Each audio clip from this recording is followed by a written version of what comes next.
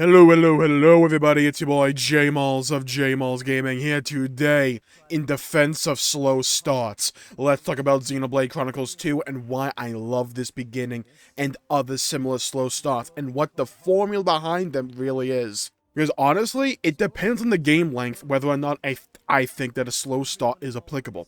If it's a short 8 to 10 hour experience and it takes like 4 to 5 hours to actually get going, then the pacing of that last 6 to 5 hours will be off in all likelihood. But if it's a long-form RPG like Xenoblade 2 or Persona 5 that will likely take you to 90 to 130 hours in totality, then a start that is slow and methodical and lasts several hours can be an effective way to get you immersed in the world and the various characters and plot lines. So let's talk about why I love Xenoblade Chronicles 2 and its slow start, and why I feel that this is the perfect beginning for this game. Because you compare the introduction to Xenoblade 2 to Xenoblade 1, X, or 3, and it's by far the most unique.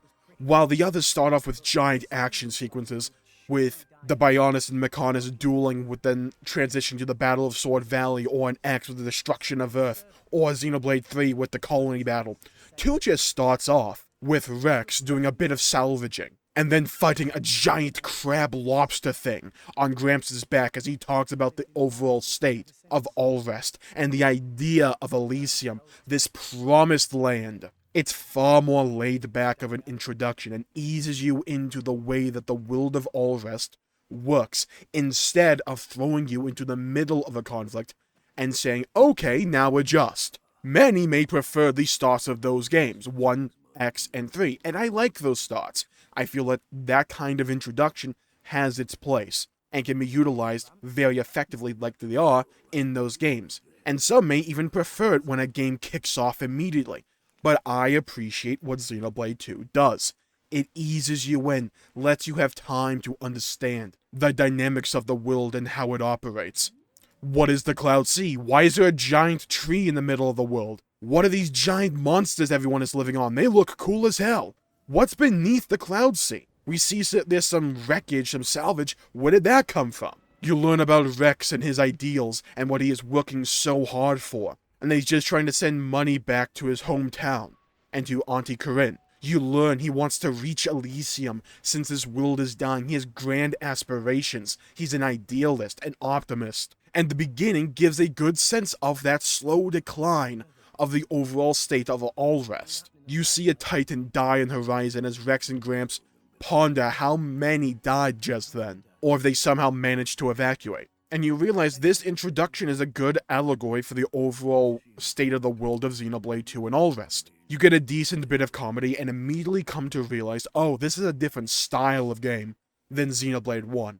The atmosphere and overall feel is completely and fundamentally different. You get the offer of a lifetime and are introduced to Banna, Jin, Malus, Nia, and Dromok, who will all become major characters.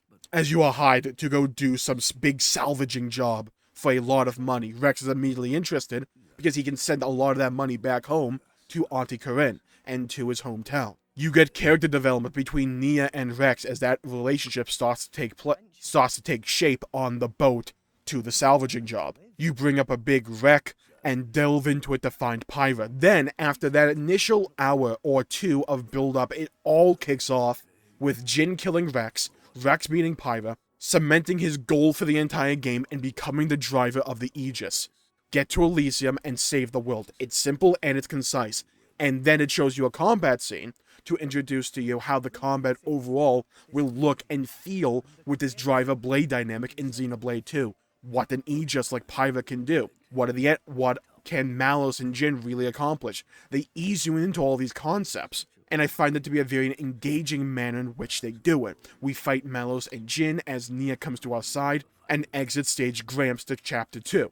So it establishes that, hey, Nia has a complex change of heart. There is some reason she joined up with them in the first place. She thought better of them. Why did Malus and Jin do this? Why did Jin kill us initially? They're clearly hinting at something else there. What the introduction, what Chapter 1 of Xenoblade 2 manages to do, is set up all these big questions that will drive us into the future. It establishes almost all the build-up that we need for the larger plot. We understand the state of the world, the motivation of Rex, wanting to get to Elysium, wanting to safeguard and help the people of his hometown. We understand, or at least introduced to, the driver-blade dynamic.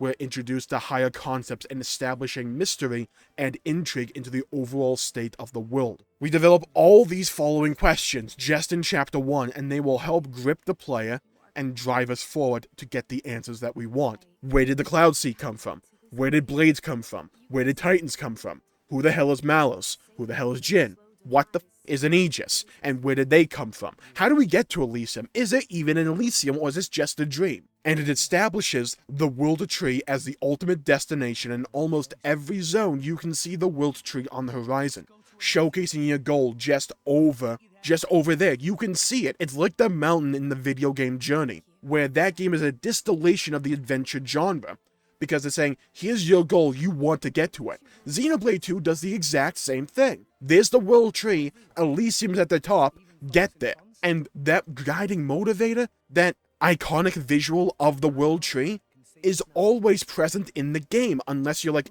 underground or in a building or something like that. If you're on the surface of all of this and you can see the horizon, you can see the World Tree. Your goal is always right there. And that is such a strong guiding motivator. It's a beacon to represent your journey. Everything you do is to get to that World Tree. Xenoblade 2 gets written off by a lot of people as stereotypical and generic, while having an overly slow and dull introduction, and I just couldn't disagree more. Combat-wise, sure, you got me there. Xenoblade 2 takes freaking forever to really get going combat-wise. It's probably the biggest criticism I have of the game. But what I love about Xenoblade 2, and its world and its story, is how it establishes itself with a bunch of very generic and stereotypical anime tropes, and camera angles, and overall goofiness. Because if you notice, those largely disappear as the game goes on. You get to around Chapter 5, and almost all those like really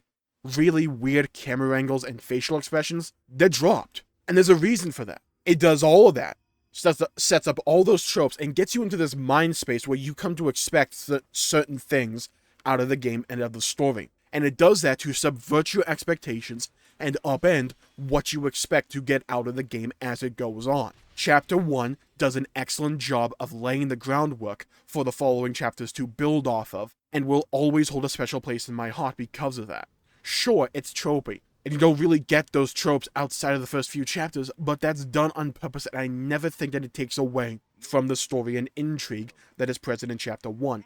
It establishes this mindset to put the player in, so that it can play off of that, and work on those emotions, work on what you're probably thinking the story's going to do for you. It can lead you on at times, it can do what you think is going to happen, but it can also subvert your expectations. And the way that it works on how you're thinking and what you expect to get out of the game, that's one of the reasons I love Xenoblade 2 so much. It's one of Monolith Soft's greatest strengths when it comes to storytelling. All Rest is a stunning world visually, with a bunch of very interesting dynamics and systems at work. And while it's an overall slow start and introduction to the game, I don't mind it, because I think it works because it is slow. It takes the time to establish what life in this dying world is like for regular people, and showcases the salvager lifestyle, hinting that there is something bigger and more mysterious just below the surface, almost like an allegory for Xenoblade 2 with Chapter 1. I don't think a game needs to be high adrenaline and constant action from the get-go,